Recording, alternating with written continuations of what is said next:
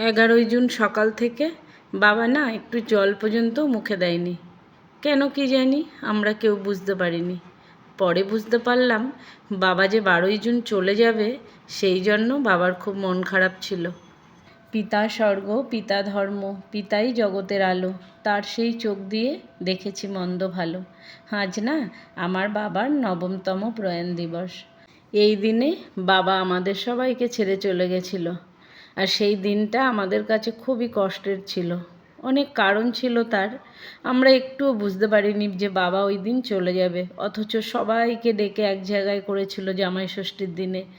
ছেলে মেয়ে নাতি পুতি যে যেখানে ছিল, বৌমারা, সবাইকে এক জায়গায় করে হাট বসিয়ে সেই হাটের মাঝখান থেকে বাবা যে এইভাবে চলে যাবে আমরা কেউ বুঝতে পারিনি। আমার একটা জামাইবাবু শুধু সেদিন ছিল না, তো তাকেও বিকেলে ডেকে এনেছিল বাবা। ফোন করে করে পাগল করে দিয়েছিল জামাইবাবুকে, যতক্ষণ না এসছে।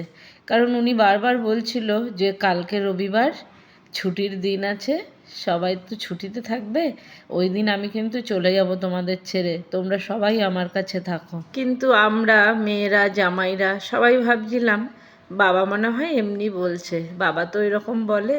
কিন্তু বাবার কথাটা যে এতটা সত্যি ছিল সেটা যদি আমরা একটু বুঝতে পারতাম, সেই আফসোস নিয়ে এই 9টা বছর সবাই কাটিয়ে দিলাম।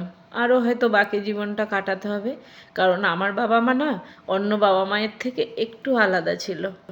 মা বাবার সম্বন্ধে তো বলে শেষ করা যায় না, তবুও ভারাক্রান্ত মন নিয়ে 2-4 কথা বলবো আজ আপনাদের। টাকা পয়সা যদি ভালো বাবা মা হওয়ার মানদণ্ড না হয়, তাহলে আমার বাবা সেরার সেরা। ছিল অসাধারণ স্মৃতিশক্তি, জ্ঞান তৃষ্ণা, রামায়ণ মহাভারত গীতা শুনেই বলতে পারতো কোন অধ্যায়ের। বাবা না আমাদের শিখিয়েছে সুসংস্কৃতি, সুসংস্কার, জীবন সংগ্রাম। পারি না পারি, মনের মধ্যে বপন করতে পেরেছি একজন শিক্ষার্থীকে।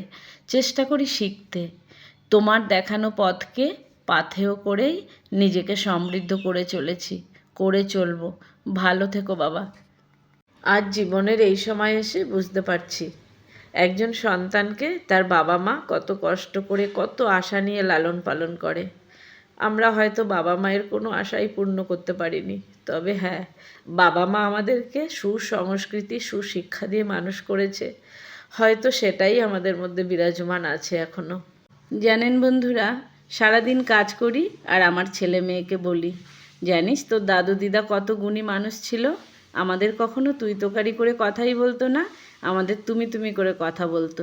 আর সন্ধেবেলা যখন আমরা সবাই পড়তে বসতাম ভাই বোনেরা মিলে, আমার বাবা দূর থেকে লক্ষ্য করতো যে আমরা কোন উচ্চারণটা ভুল বলছি, কোন বানানটা ভুল বলছি, কোন ওয়ার্ডের মানে ভুল বলছি, সেগুলো বাবা সব শুধরে দিত আমাদের। আর আমার বাবা এত ভালো ছিল, খেতে বসে সবসময় লক্ষ্য করতো যে আমরা কি খাচ্ছি কি না খাচ্ছি।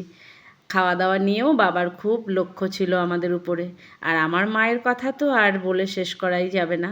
আমার মায়ের মানে কালো মুখ আমরা কোনো দিন দেখিনি। মায়ের মুখে সবসময় একটা মুচকি হাসি থাকতো। মাকে যারা চিনতো তাদের সঙ্গে এখন দেখা হলে তারা সেই মায়ের হাসির কথাটাই বলে, বলে তোর মায়ের মুখের হাসির কথা আমরা এখনও ভুলতে পারি না। আর আমার মায়ের হাতের রান্না অমৃতর সমান ছিল। মা তো বেশি মশলা ইউজ করতো না আমাদের মতো, কিন্তু তবুও আমার মায়ের রান্না ছিল অসাধারণ। তো যাই হোক বন্ধুরা, আজকে আমার ব্লগটি এই পর্যন্ত ছিল। তো আপনারা সবাই সুস্থ থাকবেন, ভালো থাকবেন।